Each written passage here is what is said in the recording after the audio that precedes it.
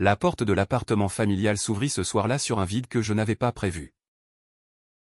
Mon beau-père, Pierre, se tenait là, les bras croisés, le visage durci par une colère qu'il contenait à peine. « Tu n'es plus mon fils » lâcha-t-il d'une voix basse, presque murmurée, comme s'il craignait que les mots, prononcés plus fort, ne brisent irrémédiablement quelque chose. Derrière lui, la photo de maman sur la cheminée semblait me regarder avec reproche. J'avais 20 ans. Et je venais de lui avouer que j'aimais les garçons. Que j'aimais Clément. Tout avait commencé 2 ans plus tôt. Dans ce Paris pluvieux de l'automne. Quand maman était encore là. Elle luttait contre le cancer avec une dignité qui nous laissait tous muets d'admiration. Pierre, son second mari depuis 10 ans, veillait sur elle comme un roc. Moi, Benjamin, j'étais l'enfant de son premier mariage. Celui qu'elle avait eu à 19 ans. Trop jeune. Avec un homme qui avait disparu dès ma naissance. Pierre m'avait élevé. M'avait donné son nom sans jamais le faire peser. Jusqu'à ce soir. Clément, je l'avais rencontré à la faculté de lettres. À la Sorbonne. Il étudiait la philosophie. Moi la littérature. Il avait ce regard clair. Presque translucide. Qui semblait lire en vous avant même que vous ne parliez. Nous nous croisions dans les couloirs. Puis dans les cafés du quartier latin. À discuter de Proust. De Rimbaud. De ces auteurs qui osaient nommer le désir interdit. Un soir, sous la pluie fine qui tombait sur les toits de zinc, il m'avait pris la main sous la table du café de Flore. Ce geste, si simple, avait fait basculer ma vie. J'étais tombé amoureux. Profondément. Irrémédiablement. Mais à la maison. Dans notre appartement haussmannien du 16e arrondissement. L'air était devenu lourd.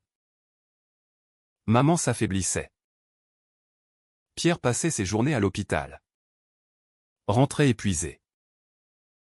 Je n'osais rien dire. Le secret grandissait en moi comme une tumeur parallèle à celle qui rongeait ma mère. Quand elle partit. Un matin de décembre glacé. Ce fut comme si le monde s'était arrêté.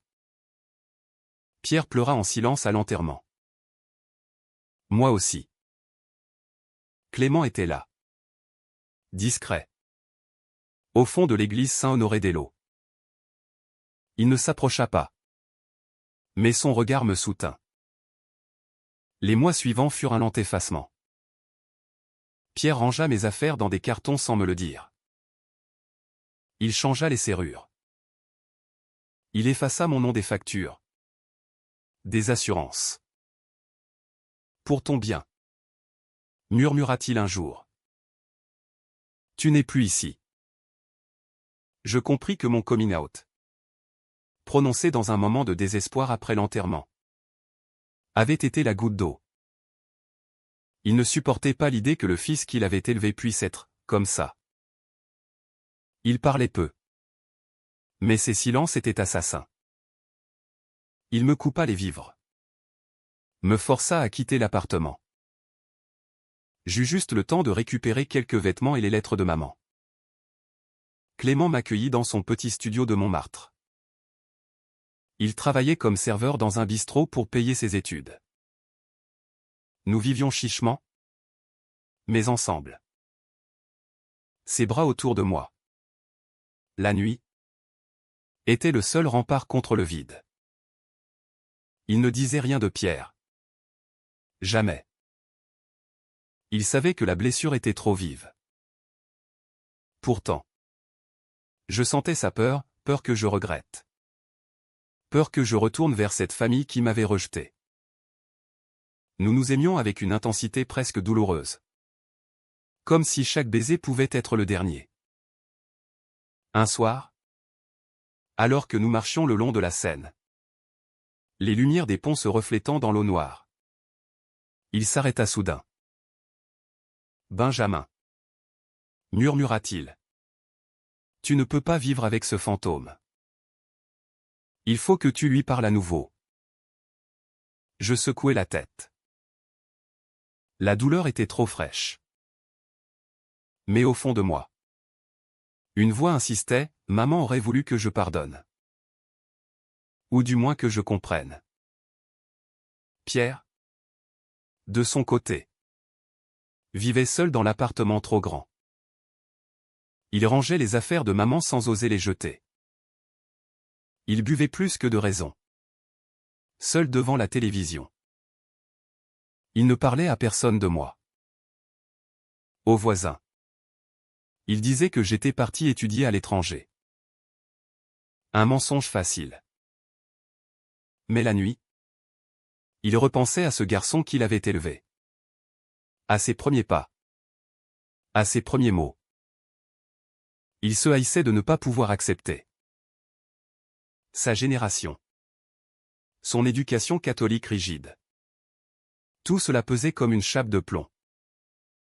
Je ne savais rien de ces tourments. Je construisais ma vie avec Clément. Nous rêvions d'un avenir, un petit appartement. Peut-être en province. Loin de Paris et de ses souvenirs. Mais le passé revenait toujours. Comme une marée montante. Les années passèrent. Lentes et douloureuses. J'avais 25 ans maintenant. Clément et moi vivions toujours à Montmartre. Dans un appartement un peu plus grand. Il avait terminé ses études. Enseignait la philosophie dans un lycée de banlieue. Moi. J'écrivais des articles pour des revues littéraires. Rêvant d'un premier roman. Nous étions heureux. Ou du moins le prétendions-nous. Mais la faille était là. Invisible, mon silence sur Pierre. Un jour, une lettre arriva. Une enveloppe blanche. Mon adresse écrite d'une main tremblante. À l'intérieur. Une simple carte, je pense à toi. Pierre. Rien d'autre. Je la lus 10 fois. Le cœur battant. Clément. En rentrant. La vie sur la table. Il ne dit rien. Mais son regard était lourd de questions. Cette nuit-là. Nous fîmes l'amour avec une urgence nouvelle. Comme pour conjurer le passé qui ressurgissait. Je ne répondis pas. Pas tout de suite. Mais la graine était plantée. Je commençais à rêver de Pierre. De maman. De l'appartement du 16e. Je me surprenais à passer devant. À observer les fenêtres éclairées. Une fois. Je crus le voir à la fenêtre. Silhouette immobile. Clément sentait mon trouble. Il devint distant. Par moments. Tu ne seras jamais libre tant que tu n'auras pas réglé ça. Me dit-il un soir. Alors que nous dînions dans un petit restaurant du Marais. Ses yeux étaient tristes. Je compris qu'il avait peur de me perdre. Peur que je retourne vers cette famille qui m'avait brisé. L'été arriva. Chaud et étouffant. Paris se vidait. Nous partîmes en vacances en Bretagne. Dans une petite maison louée près de la mer. Là. Loin de tout. Je lui parlais enfin. De la douleur. De la rage. De l'amour malgré tout pour cet homme qui m'avait élevé. Clément écouta. Silencieux. Puis il prit ma main. Va le voir. Seul. Je t'attendrai. Je rentrai à Paris début septembre. Le cœur serré. Je sonnai à la porte de l'appartement. Pierre ouvrit. Vieilli. Les traits tirés. Il me regarda longuement. Comme s'il voyait un fantôme. Entre, dit-il simplement. Nous nous assîmes dans le salon. Les photos de maman étaient toujours là. Il me servit un café. Les mains tremblantes. Le silence était épais. Enfin. Il parla, je n'ai jamais su comment te dire à quel point je regrette. Sa voix se brisa. Il avoua tout, la honte qu'il avait ressentie. La peur du regard des autres. Son éducation rigide. Il avait cru que me couper de tout me guérirait. Il avait eu tort. Je pleurais. Pour la première fois depuis des années. Je lui parlais de Clément. De notre vie. Il écouta. Pâle. À la fin. Il murmura, je veux le rencontrer. Si tu le permets. Je rentrai chez moi. Épuisé mais léger. Clément m'attendait. Je lui racontai tout. Il sourit. Les larmes aux yeux. Tu as fait le plus dur. Quelques semaines plus tard. Le dîner eut lieu. Dans un restaurant neutre. Près de la tour Eiffel. Pierre arriva en avance. Nerveux. Clément fut parfait, poli. Chaleureux.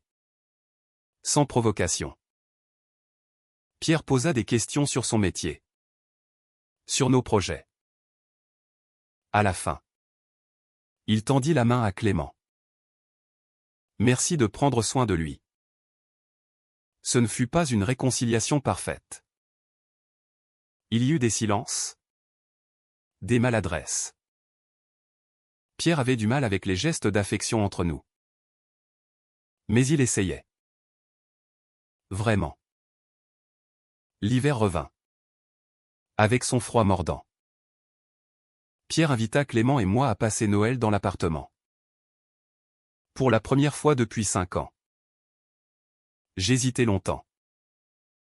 Clément insista, c'est important pour toi.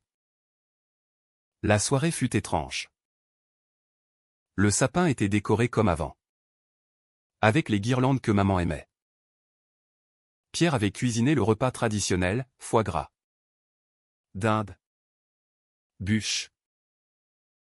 Il but un peu trop. À un moment, il sortit une boîte de photos.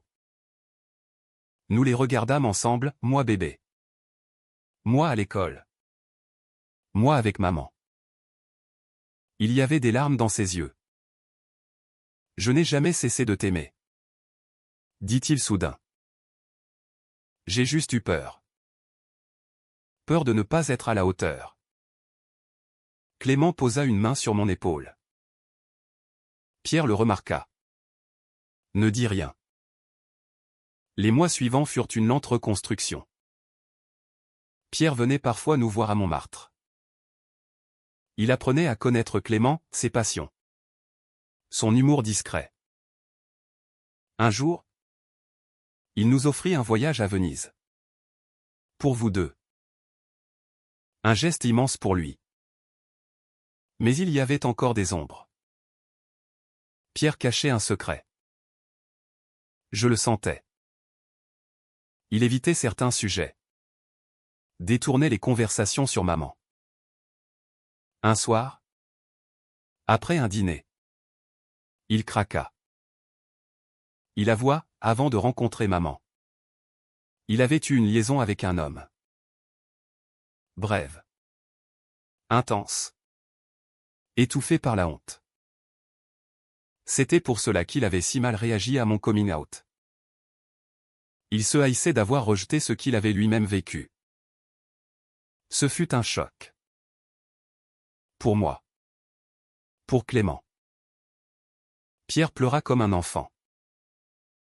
Je ne voulais pas que tu vives ce que j'ai vécu. La honte. Le silence. Nous le prîmes dans nos bras. Pour la première fois. Le printemps apporta une crise inattendue. Pierre fit une dépression. Il ne sortait plus. Ne répondait plus au téléphone. Nous le trouvâmes un soir. Assis dans le noir. Une bouteille de whisky à la main. Il parlait de maman. De regrets. De sa vie ratée. Clément et moi le veillâmes. Nous l'emmenâmes chez un thérapeute. Lentement, il remonta la pente. Il vendit l'appartement trop grand. En acheta un plus petit dans le Marais. Près de chez nous. Il voulait être proche. Notre relation changea. Pierre devint presque un père adoptif pour Clément aussi. Il nous aidait financièrement. Discrètement. Il venait aux expositions. Aux lectures que j'organisais. Mais un drame couvait. Clément reçut une proposition d'enseignement à Lyon. Un poste titulaire. Stable. Il hésita. Je ne veux pas te laisser avec lui. Maintenant que vous vous retrouvez. Je refusai qu'il renonce pour moi. On trouvera une solution.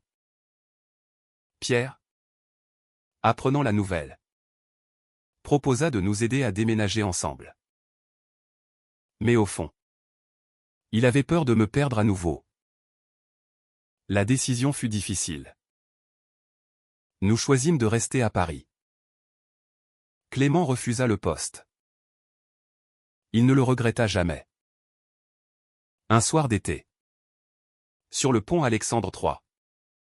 Clément me demanda en mariage. Pierre était là. Témoin discret. Il pleura de joie. Les années filèrent. Nous nous mariâmes dans une petite mairie du Marais. Entouré d'amis. Pierre était là. Fier. En costume sombre. Il fit un discours émouvant, j'ai failli tout perdre par peur. Aujourd'hui.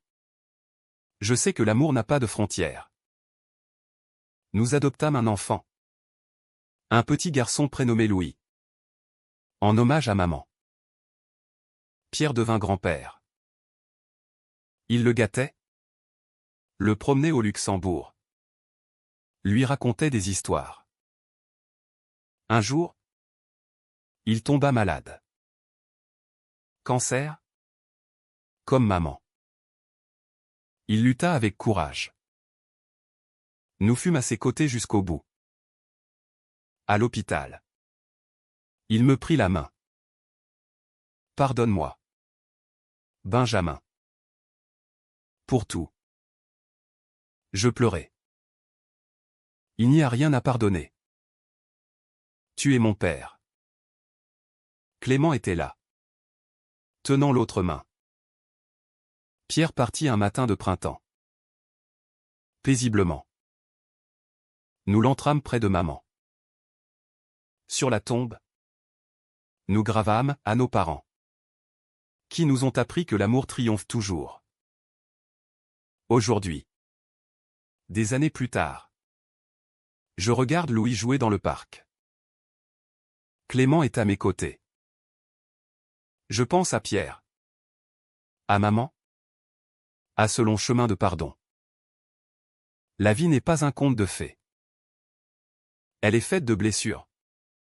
De silence. De retour. Mais elle est aussi faite d'amour.